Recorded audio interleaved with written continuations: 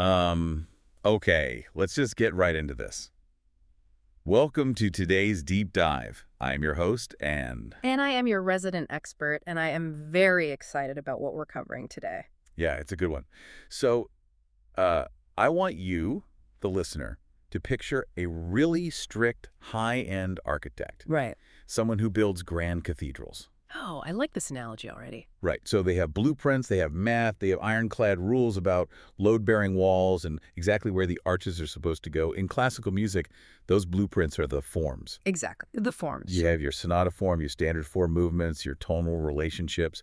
It's basically a contract with the audience that says, I promise to build you a structure that makes logical sense. Right. It's the grammar of the classical style. The audience in the 19th century wasn't just passively listening, they were actively parsing that grammar. They knew the rules. They knew exactly when the key change was coming, and they knew when the main theme would return. It was a whole language of expectation. Exactly. But today, we are diving into a piece of music that essentially took those blueprints, crumpled them into a ball, and threw them straight into a fireplace. It really did. We are looking at Antonín Dvořák's Piano Trio No. 4, which is widely known as the Dumky Trio. And our mission today is to figure out why this specific piece is considered a dark fantasia that completely shatters classical form. And to understand the emotionally complicated meaning behind that strange title, too, because we have some fantastic sources to unpack today. Historical notes, musicological critiques, structural breakdowns. We do. And the craziest part about this piece is, usually when an artist breaks the rules this aggressively, they end up with something super alienating. Yeah, the classic art for art's sake trap. Right. Stuff that nobody actually enjoys listening to. Yeah. But Dvořák didn't just write a piece of music here. This was his actual farewell card to Europe before he moved to America. And he even played the piano part himself. Which is incredible. He managed to pull off this massive magic trick. He completely abandoned the accepted architecture of chamber music, yet he created one of the most beloved, emotionally resonant pieces in the entire repertoire. It really is a fan favorite. Yeah. And on the surface, the title itself, Dumky, it sounds, well, to an English speaker, it sounds almost bouncy. Yeah, it does. Like it's cheerful. It sounds like a little folk dance you do at a village wedding or something. And that is a massive false fund in language. Because if you go into this piece expecting a light, bouncy folk dance, you are going to be emotionally blindsided. So let's start right there. Let's decode the title. Because clearly, Dvořák was signaling something very specific to his audience that we might just be completely missing today. Definitely. So dumky is the plural form. The singular word is dumka. It's originally a Ukrainian term. Okay. And linguistically, it's a diminutive form of the word duma, or dumi in the plural. Now wait, when I hear Duma, I immediately think of politics, like a state council or a parliament. In a modern political context, sure, you'd be right. But we have to go back to the literary roots for this. In the Slavic epic tradition, dumies were ballads. But not just any ballads. They weren't your standard heroic songs about slaying dragons or, winning glorious wars. What were they about? They were laments. Specifically, the sources describe them as the songs or laments of captive people. Laments of captive people. Wow, that is incredibly heavy. Very heavy. That pivot from bouncy little title to generational trauma happened really fast. It does. Historically, this concept goes back to the Cossacks in the 16th and 17th centuries, often referring to their captivity under the Turks. So the dumka carries this absolute DNA of deep historical sorrow. Right. It's a song of people who are trapped looking back at a freedom they've lost. That adds so much weight to the music. Yeah. But here is the thing that confuses me. I have listened to the Dumky Trio. It is not 40 minutes of pure depression. No, it's not. It's not a funeral dirge at all. No, and that is exactly where the musical translation of the term gets so fascinating. Because by the time Dvořák is writing in the late 19th century, the dumka had evolved. It had become a musical form representing a very specific psychological duality. A duality. Yes. It signifies a composition that is brooding and introspective. That's the captive lament part we just talked about. But it is crucially interspersed with these wild, cheerful, almost frantic sections. Oh, so it's like massive mood swings. Essentially, yes. It captures the complexity of the human experience under extreme pressure. You have the sorrow, the deep reflection, but then you have this incredible resilience. The dance, the joy of life just breaking through. That makes a lot of sense. The sources actually refer to this contrast as the dumka versus the shumka. Shumka, is that the fast part? Exactly. The shumka is the frenetic dance, so the piece is constantly toggling back and forth between these two extremes. Deep melancholia and ecstatic motion. And Dvořák wasn't just casually dabbling in this, right? Based on the sources, it seems like he was a little bit obsessed with this specific form. Oh, he loved it. It clearly resonated with his own Slavic identity. If you look at his whole catalog, he's got a dumka for solo piano. He used the exact form in his Slavonic dance number 2. Really? Yeah, and there's a dumka tucked inside his string sextet and another one in his piano quintet, opus 81. So he had been experimenting with this sad, happy switch for a long time. For years, he likely picked it up from musical collections that were circulating around that time. We know Leo Janáček wrote a choral piece called Zpěvná Duma back in 1876. Okay. And there was a very influential collection published in 1862 by a guy named Korchpísky that gathered these specific songs from Podolí, Ukraine, and Little Russia. So this sound was definitely in the air. Dvořák just breathes it in deeper than anyone else. Okay, so we have our main ingredient here, the dumka. But now let's talk about the recipe itself. Yeah. Because this is where Dvořák takes that architectural blueprint we talked about earlier and just sets it on fire. This is the truly revolutionary part of the deep dive. Because if I go to see a standard classical chamber piece, say a piano trio by Brahms or Beethoven, I know what I'm getting. I'm getting 3, maybe 4 movements. Correct, and there's a strict logic to them. The first movement is the heavyweight. It's in sonata form. You have the exposition, the development, the recapitulation. Right. It's an argument. It presents themes, tears them apart, and puts them back together. Then you get a slow movement, maybe a scherzo, which is a dance, and a fast finale. It's a very balanced, highly symmetrical meal. And the Dumky Trio. It throws the entire menu out the window. Instead of 3 or 4 movements, this piece has 6. 6. That is double the usual amount for a standard fast, slow, fast trio. Yes. And he doesn't even call them movements in the traditional sense. He calls them sections or episodes. It is quite literally 6 dumky played back to back. Wait, let me play devil's advocate for a second. Yeah. If it's just 6 different sad, happy songs strung together in a row, doesn't that risk being really boring? It's a huge risk. Or disjointed? It sounds like a playlist on shuffle rather than a cohesive piece of high art. That is the massive gamble he took. By all conventional logic, it shouldn't work. It should feel incredibly repetitive to the listener. Just, oh, here comes the sad part. Oh, wait, here comes the fast part. 6 times in a row. So how does he get away with it? How does he trick our ears into thinking this is one unified story? This is where Dvořák's absolute genius comes in. He organizes them in a way that creates a hidden, underlying structure. Is this about the keys? I saw in the structural breakdown notes something about complementary keys for the first half. Spot on. Let's look at the first 3 dumky. We start in E minor and E major, then we move to C sharp minor, and then to A major and minor. Okay, I'm not a music theorist, so... Right. To a theorist, those keys are family, they are harmonically related, they share musical DNA. So even though they're technically separate songs, they feel like chapters of the same book. Exactly. And crucially, Dvořák removes the silence between them. In the score, these first 3 are connected attacca. That means attack or go straight on. There's no pause for applause, no tuning break, no coughing in the audience. So he effectively builds a massive 15-minute first movement out of 3 smaller bricks. Precisely. He tricks your brain into feeling the weight and the scope of a traditional sonata without actually using the sonata form at all. It just flows. It feels like one big, complex thought. That is really clever. Okay, so the first 3 are the first act. What about the rest of the piece? The final 3 dumky behave differently. They are in completely unrelated keys. We get D minor and major, E flat major and minor, and C minor and major. So they don't share that same family DNA. No, they feel much more distinct, more like separate individual vignettes. So even though there are 6 episodes on paper, the overall impression to your ear is something much closer to a 4-movement structure. It's just an evolved version of it. Wow. It's like he's haunting the old structure. He's acknowledging it's there, but he absolutely refuses to follow it. Or maybe he's proving that emotional logic is actually stronger than structural logic. Oh, I love that concept. Emotional logic.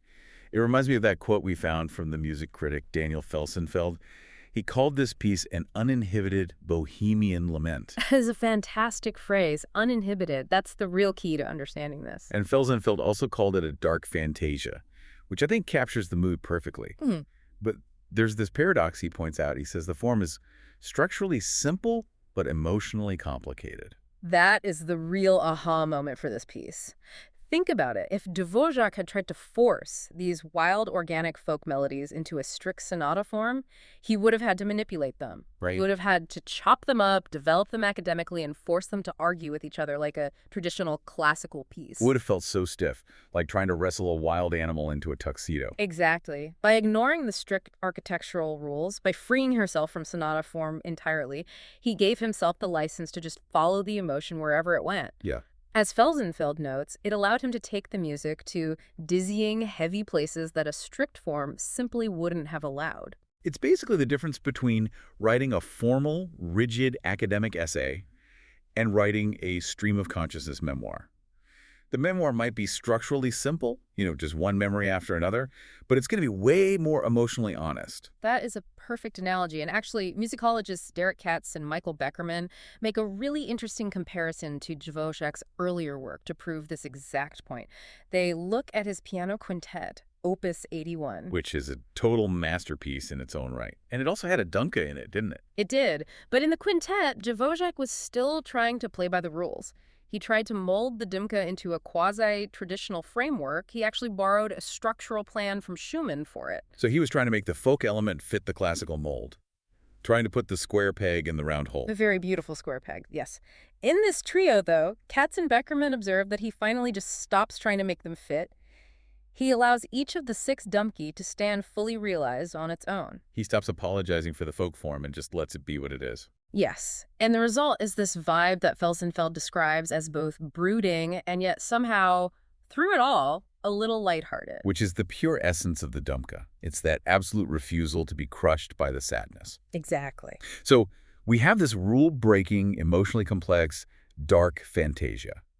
But to really understand why this piece hits so incredibly hard, I think we have to put it in its time and place, because the historical context adds so much weight to it. The timeline is very tight and extremely significant.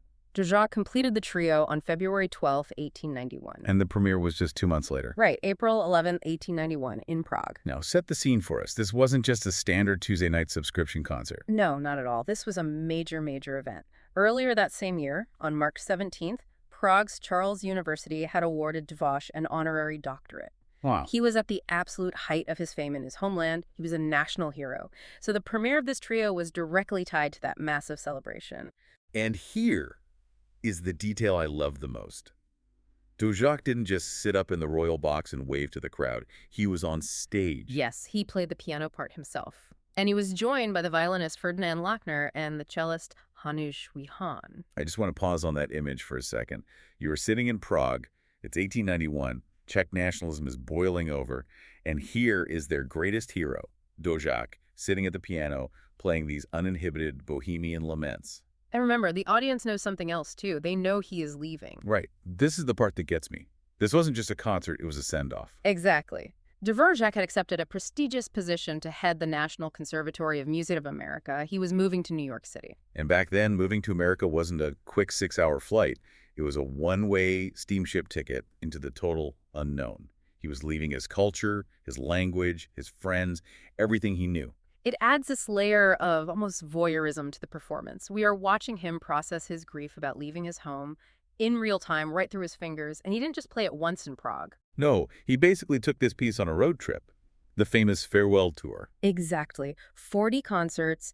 Dvořák, Lachner, and Wihan traveled all across Moravia and Bohemia, small towns, big cities. He played this trio over and over again right up until he boarded that ship. That is a huge amount of playing. But think about the choice of music for a second. He easily could have toured with his more Germanic-sounding works to show off how sophisticated and European he was. But he didn't do that. No, he toured with the Dumky, the piece that screams, "I am Slavic," louder than anything else he ever wrote. It's like he was planting a flag. Or maybe he was taking a piece of home with him, embedding it in his muscle memory before he left. I think it was both. He was affirming his identity before stepping into a brand new world where he would be a total stranger. Now, speaking of that bridge between the old world and the new, there's one more detail in the history that just blew my mind. And it involves a certain German composer. Ah, the Brahms connection. This is one of those historical facts that sounds entirely made up, but isn't. So the trio was actually published while Dvořák was already living in America, right? Yes. He's in New York, and the manuscript is being prepared for publication back in Europe. And Dvořák is understandably worried about the proofs. Checking the score for printing errors, it's a tedious, horrible job. And who steps in to do the proofreading for him? Johannes Brahms. Johannes Brahms, the absolute titan of German music, the guy who is famous for being grumpy and obsessively strict about classical form. The very same. That is quite the stamp of approval. Hey, Johannes, mind checking my proofs while I'm hanging out in New York? It speaks volumes about their friendship, obviously, but also about the immense respect Brahms had for Dvořák. You really have to appreciate the irony here. Brahms was the ultimate guardian of the classical tradition. He was the guy who fully believed in the blueprint we talked about at the beginning. Right. If anyone in the world should have hated a six-movement, rule-breaking stream of consciousness trio, it should have been Brahms. And yet, here he is, meticulously correcting the proofs for it. I think even Brahms recognized that the emotional authenticity of this piece completely justified the structural rebellion. Wow. He saw that Dvořák wasn't breaking the rules out of ignorance. He was breaking them because the specific emotion of the music demanded it. It's amazing to think about. You have this Ukrainian literary form, adapted by a Bohemian composer, played as a massive farewell to Europe, and then polished by the German master of structure while the composer is sitting across the ocean in New York. It is a very global story for 1891. It really is. It connects the old world and the new and the old forms with this incredible new freedom. So let's try to summarize what we've uncovered here today. The Dumky Trio isn't just a piece of chamber music with a quirky name. Far from it. It's a true synthesis of folk tradition and high art. It took the captive people's lament, the dumka, and elevated it into a universal statement about grief and joy. It mixed that deep, historic sadness with these bursts of frenetic bohemian energy, the shumka. And structurally, it's a massive landmark. It proved that you don't actually need the three-movement sonata structure to create a masterpiece. Dvořák showed you can build a piece out of 6 episodes, seemingly disconnected, and bind them all together through pure emotional logic. It is the ultimate example of feeling over form. Or, rather, that the form should serve the feeling, not the other way around. That is a really great takeaway for anyone listening, honestly. Whether you're writing music or writing a story or just giving a presentation at work, sometimes the standard template just doesn't fit the message you're trying to deliver. And sometimes, sticking stubbornly to the template dilutes the message entirely. If Dvořák had strictly followed the rules, we wouldn't have the Dumky. We'd just have another piano trio. A very good one, maybe, but certainly not this dark fantasia. And we definitely wouldn't have this piece that feels like a direct, unfiltered line to Dvořák's heart. Exactly. Now, before we wrap up today's deep dive, I want to leave you, the listener, with a final thought to chew on. We talked a lot about how Dvořák used this piece as his grand farewell before moving to America. And we also talked about how the dumka is historically a lament of captive people. It's a very heavy context to leave on. It is. But I want you to think about the psychology of that for a second. Dvořák was moving to the New World, America, the land of liberty, the land of opportunity. He was going there completely voluntarily for a huge salary and massive international prestige. Right. It was a total triumph for him. So why choose the captive people's lament as his musical voice right at that exact moment? Was he just celebrating his Slavic roots one last time? Or was he expressing a sort of preemptive homesickness? Was he, in some deep way, feeling like he was actually leaving his true freedom behind in the forests of Bohemia, even as he sailed toward the Statue of Liberty? That is a fascinating contradiction. Was the captivity he was mourning actually the feeling of being away from home, even in a supposedly free land? It really changes how you hear those sad sections, doesn't it? It makes you wonder if the lament wasn't about the past, but for the life he was leaving behind. It certainly does change the perspective. Something to think about the next time you listen to it. That is all for our deep dive into Dvořák's Dumky Trio. Thanks for joining us, and we will catch you on the next one.